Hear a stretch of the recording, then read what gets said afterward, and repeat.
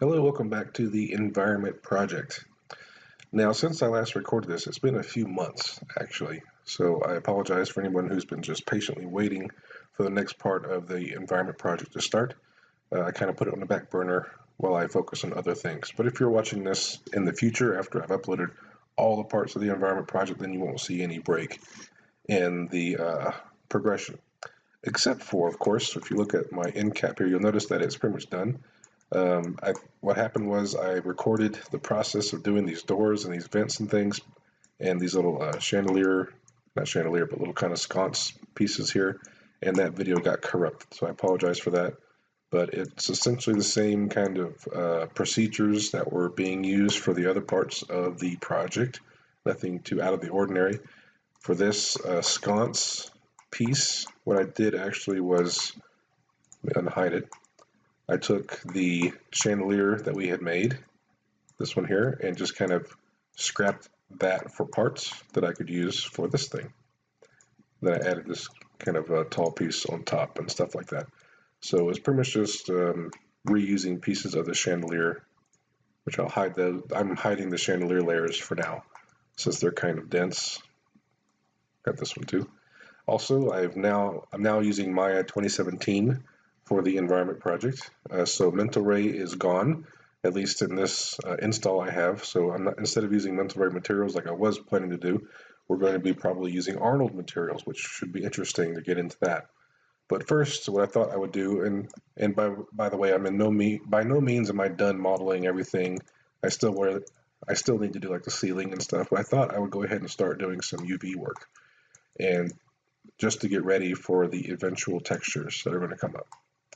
So what I've done over here is I've taken the door piece, this stuff right here, and I'm planning on, I'm going to hide the end cap. So we're just going to focus on this piece here, which is like the main section of wall that gets duplicated to become the main hallway.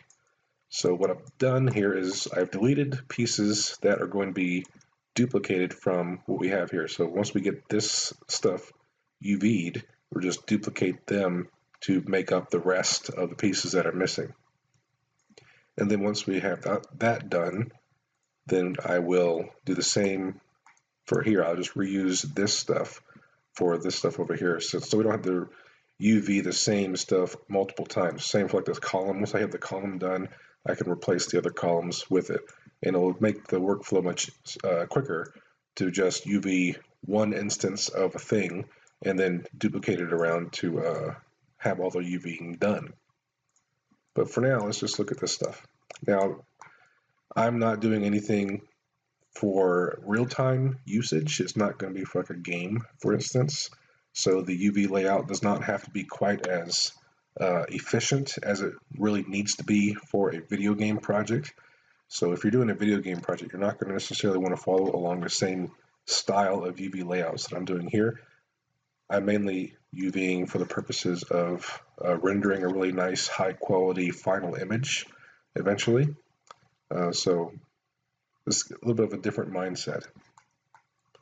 But one thing we do want to try and do is keep all of our textile density, our UV layouts textile density to be ubiquitous or uniform, I should say, throughout. So I don't want to have one section of my model be UV'd in such a way that the textures are really compact and densely spread out, as opposed to another section being really broadly UV'd in a much different way. But in any case, instead of rambling on and on, and I'll actually delete that part there too, I'll just start UVing this stuff. So let's start with this. Now what I'm going to plan to do is this is all going to be kind of a wood texture that just kind of tiles on here in a good way. And so it doesn't have to be too crazy. I just need it to be laid out cleanly. That's the main goal here. So I'm going to go to Panels, Saved Layouts. I'm going to use the Perspective/UV Editor layout. So I get kind of a side-by-side of my UV layout here, UV Editor, and my perspective camera over here. So what I typically do is I will first go to Modify, Freeze Transformations, which kind of zeroes out our channel box entries. And then just at first, I'll go to UV automatic. Just kind of see what we get. So this is the automatic UV layout over here that we can kind of use as a starting point. So I'm going to select this shell, move it over here. And it can be a little confusing. What we can do is select like these faces, for instance. You can see what faces that we actually have selected over here. So what I'm going to do, let's just try this. I'm going to grab all of these edges. So right click and choose edge, select all these edges, and then I'll go to polygons, cut UV edges. So all these over here have been cut. And then I'm going to start moving and sewing them onto this main piece over here. So I'm going to do it kind of a side at a time. I'm going to go to polygons, move and sew UV edges, or you can use right here this shortcut key, move and sew edges. So select that, click that button, and you can see the little kind of beveled edges I like to do. I'm just going to do this again, press G to redo it. And I'll do the same for the top. And I'll do the interior edges here.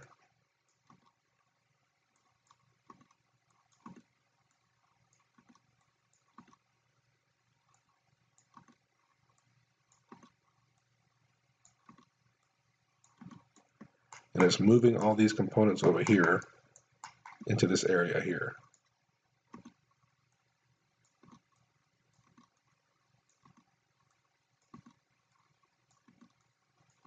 I'm just selecting these edges, hitting G over and over again to move and sew all those pieces. And the last piece I have here, where does this go? Oh, at the bottom, of course. All right. Now, one thing you might notice, I do have some overlap through here. And I'm not too concerned about it. If this was for a game project, I would be. But for this, I'm not too concerned about it. But I'll go ahead and maybe just select this and hit G again one more time to UV it like this. All right, so there's the completed UV layout for this section of the door. And one thing I would like to do, I'm going to right click on it and choose Assign New Material. I'll just choose a Lambert. This is BR Lambert 2. Right click and say Material Attributes. There we go. So here's my Lambert. I'm just going to call this Texture Grid. I'm going to apply to the color a file. And let me find my texture grid image I like to use. Okay. So I couldn't find the one I typically use, so I had to go download a new one. So this is just one example of kind of a texture guideline grid you can download off the internet really simply. And we can use this as our guide to make sure all of our UVs are scaled the same uniformly throughout our scene. So once I UV this other stuff, I want it to kind of match the same scale of these letters and numbers on the new piece. So I'll do the same for this other piece here. I'll just select it. I'll go to Modify, Freeze Transformations, then go to UV Automatic. Again, it gives me a good starting point. I'll select that shell of the main piece. Then I'll select all the rest of the edges and go to Polygons, Cut UV Edges. And then I'll just start moving and sewing them one at a time back onto the main piece. And because I cut all those edges, it just kind of fit back together really nicely.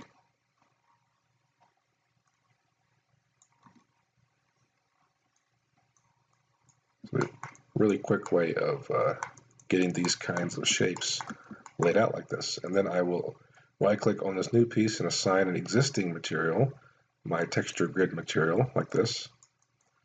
And again, I want to make sure that the grid I'm displaying here is the same scale as one below it. So you'll see here the yellow square down here is different. So we'll just kind of scale this in the UV editor until that UV grid matches up pretty closely with the scale of the UV grid of the other object, like so. So now I can be pretty confident that they are matching when it comes to texel size. The texture scales of the multiple objects I'm going to have in my scene. Okay, then I can keep going. There's also little, like, I use lots of kind of generic rectangular pieces. Those will be relatively easy to map. I'll go to, and the reason why I do freeze transformations, let me show you a difference here. You'll see over here I have all these values in the channel box, including the scale. You see the scale is 12 for scale X. So if I go to UV automatic without freezing transformations, you'll see over here on the left side, the projection planes are really stretched out because of that scale value. And so over here in the UV editor, if you look at the UVs I get, they're very square shaped and not proportional to the model's actual shape. So I'm going to, and I think for this particular piece, I'm actually going to go ahead and just have this stretch across for the whole piece that we have here. So I'm going to go to Modify, Freeze Transformations, and now go to UV Automatic. And then the UVs I get are much more symmetrical, or proportional, I should say, to the actual piece of geometry. So now I want to make sure the one that's facing forward is going to be my main one we're going to be looking at. So we're going to kind of base the UV shell that we create off of that one. So I'll select that UV and then go to Select Shell to select that entire UV shell for that face. And then I'm going to cut these edges over here, polygons, cut UV edges, and then sew them on to our main piece. And our main piece might move because of because of the scales of the different faces that we're using. But I'm just going to grab it over here, select shell. So this is what we want right here, move and sew. Now because this is a cube that wraps all the way around, we don't want to just select all these edges and move and sew, or else we'll get something like this, which is incorrect. So we want to see where do we want our texture seam. And more than likely, we're looking at the door, or this window wall that we have here, we're going to be more than likely looking at it from an upward angle, looking up at it like this. And so the UV seam I'm going to place right here at this edge. So at that edge there. So I want to connect it with this one. So I'll move it so like this. So now our UV seam is right there along the upper edge of this piece. And then these end caps I'll place as well. And then I'll apply our material for the UV grid and make sure that we're scaled correctly. I'm going to go ahead and rotate this one 90 degrees this way. And you can see it looks like my numbers are upside down. So I'm going to rotate it another 180 degrees to make sure it's right side up. And then I'm going to move it just so we see that yellow box next to the other yellow box. We can kind of gauge the scale of it like that. So that's pretty close. That's what we want. It didn't have to stay right there, but just because I can easily see the yellow boxes and how they fit together, it's nice to have it kind of together like that. And we just keep going. I mean, this is the UVs, I will say, are probably the most boring part of the entire process, at least to me. Some people like it. I know a couple of my students have told me, oh yeah, I like this part. Well, not me. Not my favorite part. I am going to modify this piece a little bit. I don't want it to be flickering or conflicting right here. So I'm going to just pull this piece out a little bit so the cross beam is in front of the horizontal one. The vertical one's in front of the horizontal one. And then again, we'll go through and UV it. Now I know that this piece is probably going to be duplicated for this piece and this piece on both sides, but I'm going to keep them there just so I know where they are, and then I'll duplicate that over. So again, modify, freeze transformations, then go to UV automatic. So everything's proportional. I want to select the front facing face and use that one as our main shell, or the center of our shell, select shell. I'll cut all these UV edges, although for this kind of thing, you probably don't need to cut it so much since it is pretty rectangular, so just maybe.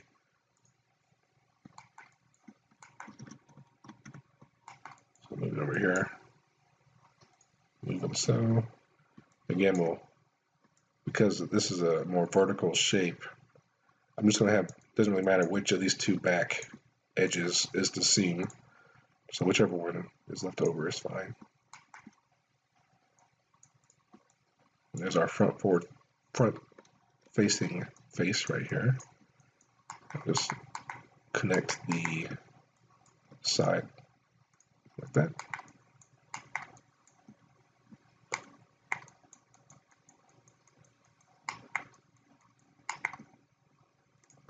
And then we'll once again assign our material.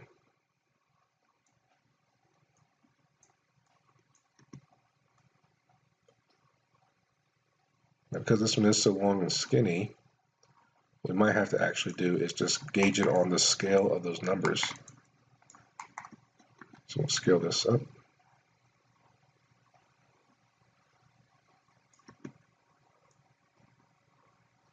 So the number 6 here is pretty kind of the same as that number 6 there.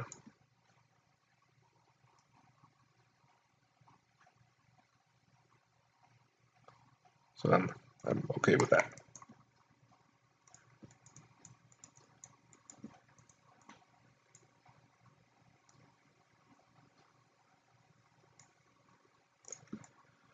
Five by 5.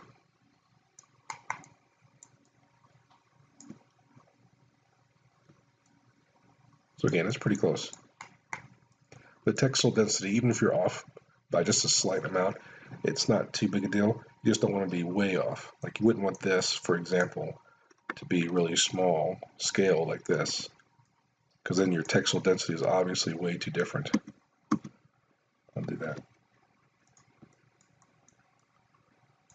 I'm going to duplicate this piece. We'll just use it for this side also. Now we'll replace it right through here, and then select the one below it and delete it. Duplicate it again for this side.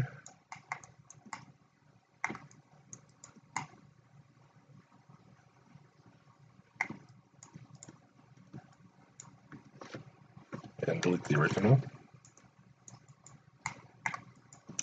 So now also inside these windows I have these smaller pieces through here, like that. So again, I'm going to UV them the same way. Modify, freeze transformations, UV automatic. Move them over here.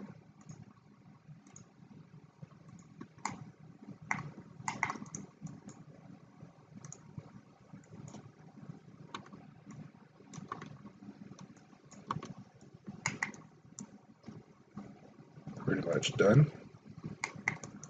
Now what I did there, I will say, is I didn't cut the edges, and so I feel like not quite as straight. We'll undo that. And I like to, even though it might be a little bit unnecessary, I just have the habit of going through here and cutting these UV edges before I start moving and sewing. And I feel like it gets me a bit more of a straight sew.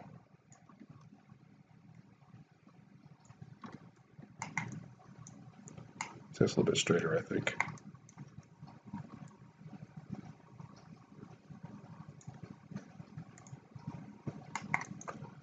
Once again, assign our material, and keep on going. This is pretty much the way it's going to be for a long time. If I record every single bit of this, it might be a little bit too boring. I don't know.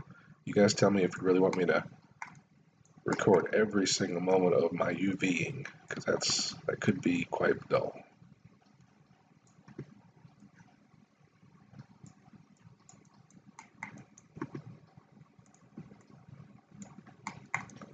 So duplicate this piece up here.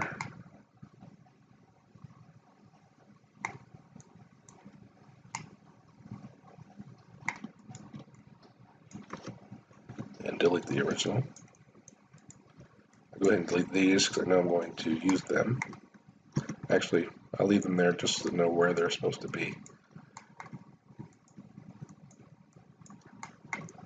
We'll select this one. Modify, freeze transformations, UV automatic.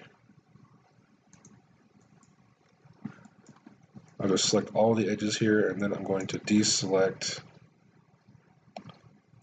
say, that one. There we go.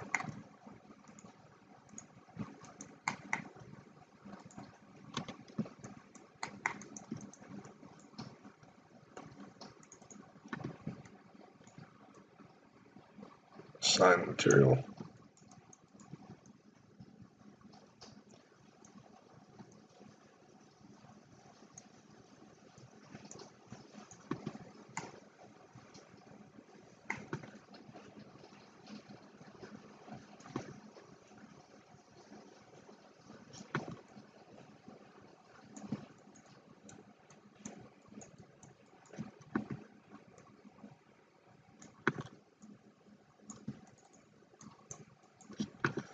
Again, I'm kind of using the yellow column as my guide.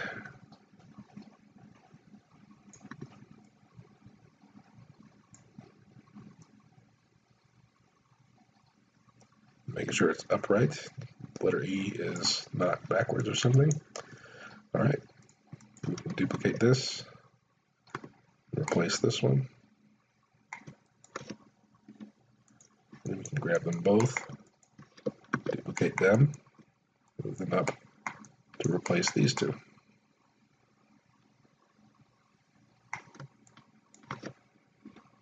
Like so. Alrighty, we're getting there. Lots of little detail pieces and stuff.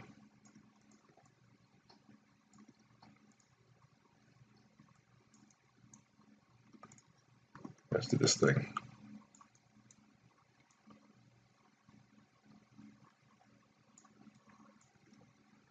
So again, modify, freeze transformations, UV, automatic. So this one's a little bit more complicated, a bit more involved. So I think I want to do is the front faces to be my main faces that we're dealing with. Alright, so I'm going to grab all these and go to polygons, cut. And this will be my main face that I'll be dealing with primarily. I'll just start moving and sewing. Move this back over here, so that shall. And I'm moving all those pieces on here in a row, one at a time. And it's just putting one edge on at a time, just kind of going all the way down to the bottom. So now this is sideways. I'll just rotate this like this. So this is the front of this piece here. So now I'm going to grab both edges on the sides here and move and sew. Do the same thing, going across this way, back and forth, until we have all the pieces, which I think I do. So I'm going to grab this piece, these two edges, and move and sew to assign them to here.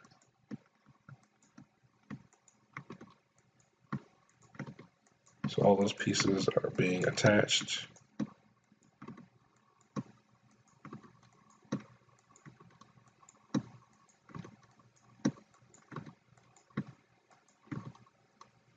Okay. So now we have a lot of these small pieces. Also there's this up here we can attach like that. Alright, so now I'll grab this, move and sew through here, and then we'll stop there. We're going to have a little bit of a seam running down the middle here. That's okay.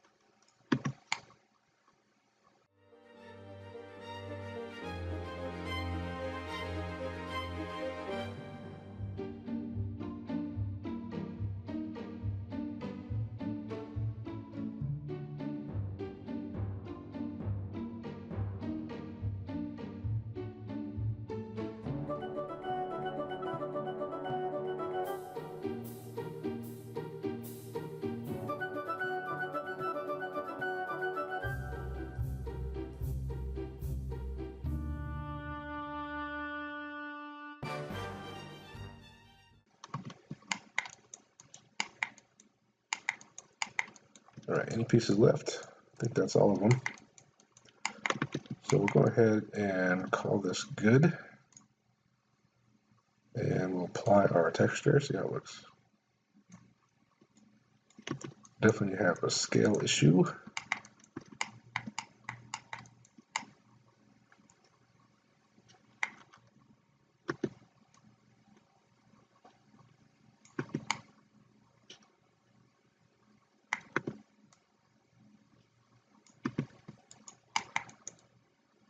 So pretty close there. This is a relatively small piece. Yeah, so it looks pretty close. Now I'll duplicate this and move it over here.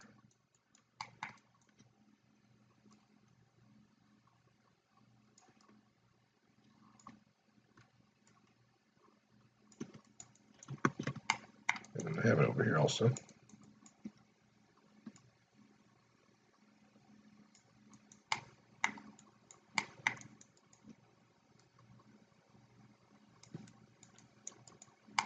Center it there on that pole.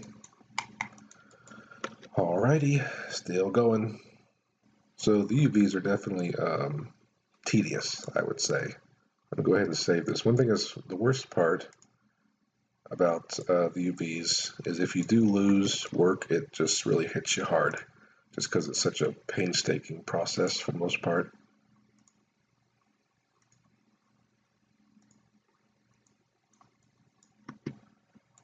Alright, this is pretty straightforward, I think.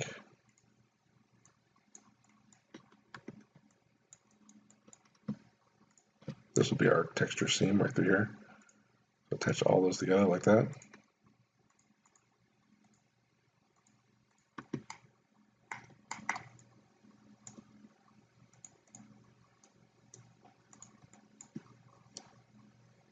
There's our front faces through here.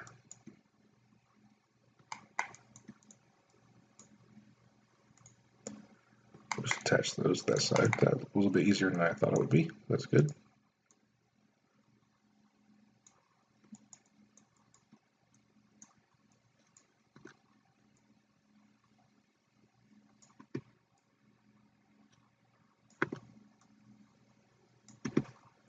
Once again, using our yellow column as our main guideline through here. Make sure our textile density is all pretty similar. Looks pretty close.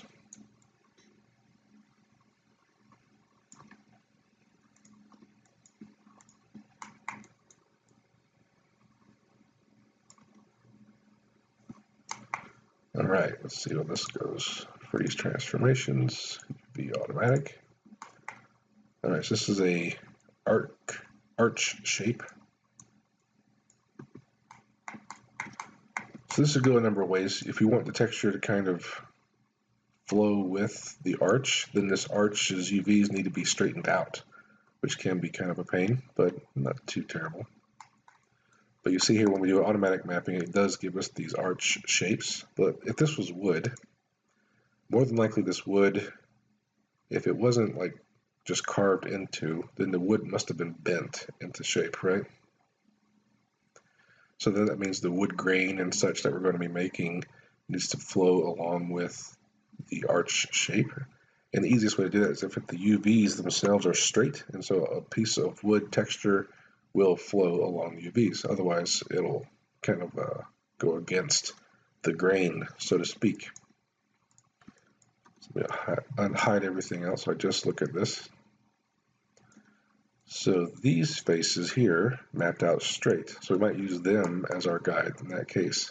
So select shell, move this over here. I'm going to grab the tops and bottom edges and move it so, just so we get our entire strip. So here's, you can see there's the strip of UVs running along the top of the arch there.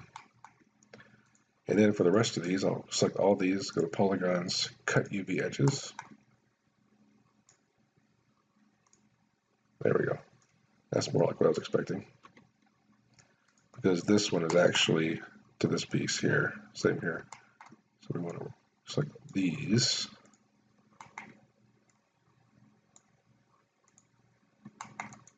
that.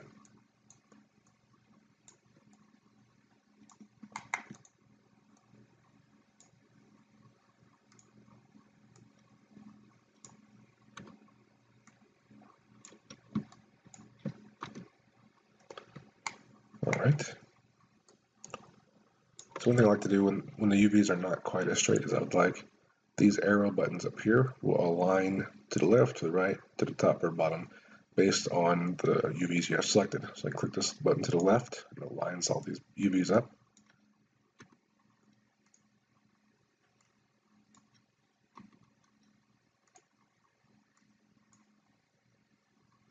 Line those up.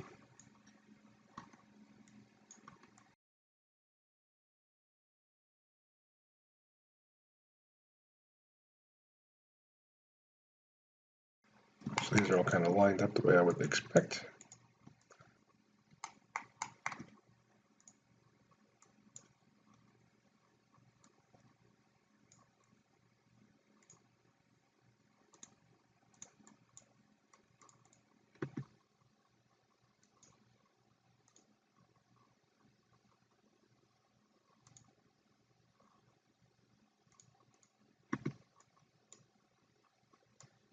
Okay, so because we laid out the UVs in this way, any wood grain that we use will flow right through here, which will then flow along this arch shape.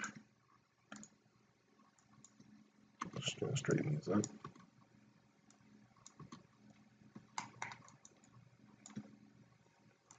And we'll have a little bit of a seam right through here, but I think we can suggest that there's like another piece of wood right through here that has been merged into our bent piece of wood like this. All right, Control Shift H to unhide everything else. Apply our texture, and then make sure it's all proportional. Again, we'll use our yellow shape.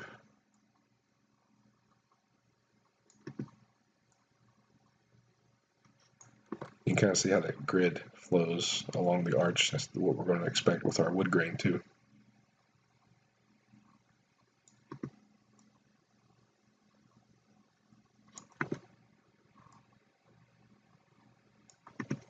There we go. That's pretty close. For the bottom part anyway. And for this part, looks like this could be a little bit like this, a little bigger.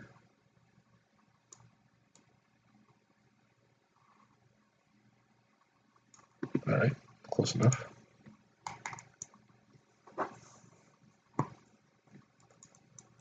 Okay, well, this video has gone on long enough, and we've only done this section here, so you can see this is a pretty long process, especially with me talking about it. But yeah, if you would like me to fully record everything, or just maybe do this section or something, I don't know. I'll leave it up to your comments in regards to just how far I go with showing every single step of this process, just because it is kind of boring and tedious. But yeah, anyway, this is Michael McKinley for the Maya Toolbelt, and I'll see you next time.